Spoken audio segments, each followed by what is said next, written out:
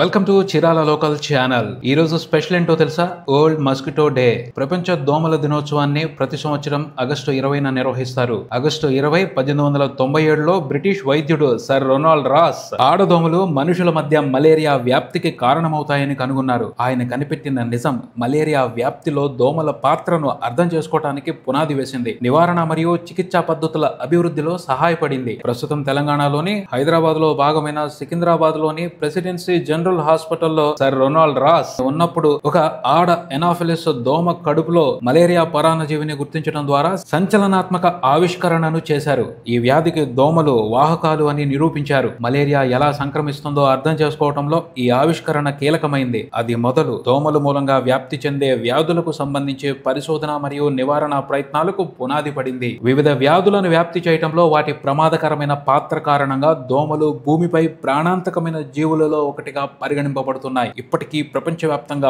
వందల మిలియన్స్ కొద్దీ మలేరియా కేసులకు దోమలే వాహకాలుగా ఉంటున్నాయి. దాదాపు 130 సంవత్సరాల క్రితమే మలేరియా వ్యాప్తికి దోమలే కారణమని కనుగొన్నా ఇప్పటికీ ప్రతి సంవత్సరం భూమి మీద లక్షల మంది మలేరియాతో చనిపోతున్నారు. డెంగ్యూ 100 దేశాలలో విస్తృతంగా వ్యాపించింది. ప్రపంచ ఆరోగ్య సంస్థ WHO అంచనా ప్రకారం ప్రతి సంవత్సరం 390 మిలియన్ డెంగ్యూ ఇన్ఫెక్షన్లు ఉంటున్నాయి. తీవ్రమైన డెంగ్యూ సంవత్సరానికి సుమారు 20,000 మరణాలకి దారితీస్తుంది. Zika virus, chikungunya, West Nile virus దోమలు వ్యాప్తి చేస్తున్న ప్రమాదకరమైన ఇతర వ్యాధులు. ఈ వ్యాధుల చికిత్స కోసం, ఈ వ్యాధులు రాకుండా అరికట్టడం కోసం ప్రపంచ దేశాలు లక్షల కోట్లు ప్రతి సంవత్సరం ఖర్చు పెడుతున్నాయి. అంత ఖర్చు చేస్తున్నప్పటికీ దోమలు ప్రపంచ ఆరోగ్యానికి గణనీయమైన ముప్పును కలిగిస్తూనే ఉన్నాయి. దోమల జనాభాను నియంత్రించడానికి మరియు అవి వ్యాపింపజేస్తున్న వ్యాధుల వ్యాప్తిని నిరోధించడానికి శతాబ్దాలుగా ప్రపంచం అలుపెరగని ప్రయత్నం చేస్తూనే ఉంది. అయినా కూడా దోమల ప్రభావం ప్రజారోగ్యానికి పెద్ద సవాలుగానే మిగిలిపోయింది. ఈ రోజు దోమల గురించి భయపడటమే కాదు, దోమల గొప్పతనం గురించి కూడా ఒకసారి తలుచుకోవాలి. అంటార్కిటికా మినహా ప్రపంచంలోని దాదాపు అన్ని భాగాలలో దోమలు కనిపిస్తాయి. ఆ జాతి విస్తృతమైన ఉనికి ప్రపంచ జనాభాలో అధిక భాగానికి తీవ్రమైన ముప్పు కలిగిస్తున్నది. వివిధ రకాలైన దోమలు వివిధ రకాల వ్యాధులను వ్యాపింపజేస్తున్నాయి. భిన్న రకాల దోమలు మానవ ఆరోగ్యంపై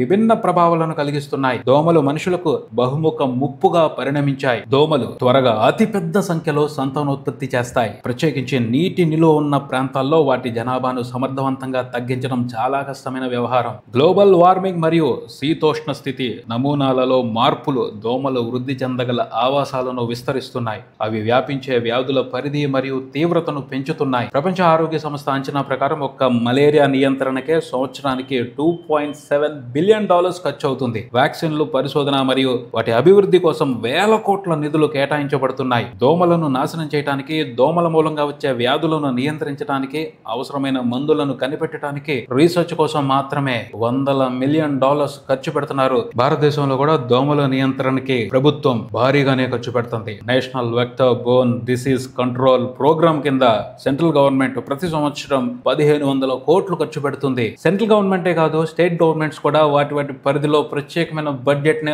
దోమల నివారణకి కేటాయించాల్సి వస్తుంది. ప్రతి మున్సిపాలిటీ, ప్రతి గ్రామ పంచాయతీ దోమల నివారణకి ప్రత్యేకమైన బడ్జెట్ ని కేటాయించి ప్రజా అవసరాలకు ఉపయోగపడాల్సిన డబ్బుని దోమల నివారణకి ఉపయోగించాల్సి వస్తుంది. గవర్నమెంట్ ఖర్చు పెట్టడమే కాదు, ప్రతి కుటుంబము దోమల్ని నివారించడం కోసం, దోమల కాటు నుండి తప్పించుకోవడం కోసం భారీగానే ఖర్చు పెడుతుంది. పేదల దగ్గర నుంచి ధనవంతుల వరకు వివిధ రూపాలలో దోమల నుంచి తప్పించుకోవడానికి ఖర్చు చేస్తానే ఉన్నారు. వాళ్ళు ప్రతి కుటుంబం కూడా 2,000 నుంచి 8,000 రూపాయల వరకు సంవత్సరానికి దోమల నివారణకి ఖర్చు పెడుతున్నారని తెలుస్తుంది. Mosquito coils, mosquito sprays, mosquito ointments, good night, all out ఇలాంటి వాటి కోసం భారతదేశ జనాభా ఖర్చు పెడుతున్న డబ్బు దాదాపు 30,000 నుంచి 50,000 కోట్లు ఉంది అని తెలుస్తుంది. అదంతా పెద్ద బిజినెస్ అయిపోయింది. దోమల నుంచి తప్పించుకోవడానికి దాదాపు 50,000 కోట్లు ఖర్చు పెడుతున్నాయి. అది కొంతమందికి బిజినెస్ అవ్వచ్చు, చాలా ఫ్యామిలీస్ కి అది అనవసరమైన ఖర్చు. అంతలా ప్రజల రక్తాన్నే కాదు, వారి కష్టార్జితాన్ని కూడా దోమలు పీల్చి పారేస్తాయి. అయినా ఇప్పటికీ దోమలకు సరైన నివారణ ఉపాయం లేదు. ప్రకృతిలో వచ్చే మార్పులు